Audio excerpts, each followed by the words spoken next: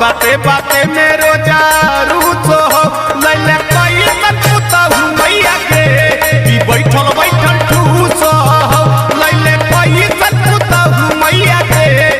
बैठल बैठल ठूसो हो बाते बाते में रोजा रूसो हो बाते बाते में रोजा रूसो हो लैले कई तूता हूँ मैया के बैठल बैठल ठूसो हो लैले कई तूता हूँ मैया के बैठल बैठल ठूसो हो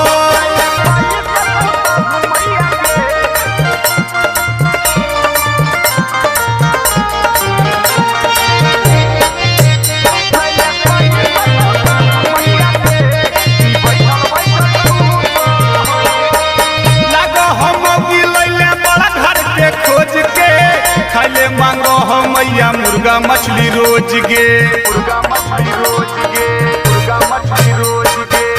लागो हो मोगी लैले बड़ा घर के खोज के खाले मांगो हो मैया मुर्गा मछली रोज गे कोई कुछ बोलो हो घर में घुसो हो कोई कुछ बोलो हो घर में घुसो हो लैली कई तूता हूँ मैया के बैठल बैठल ठूसो हो लैली कई तूता हूँ मैया के बैठल बैठल ठूसो हो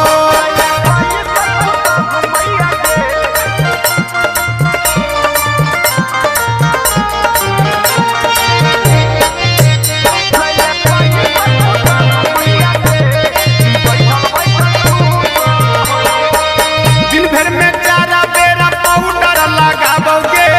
हम कुछ बोलियो तो मुँह चमकाबोगे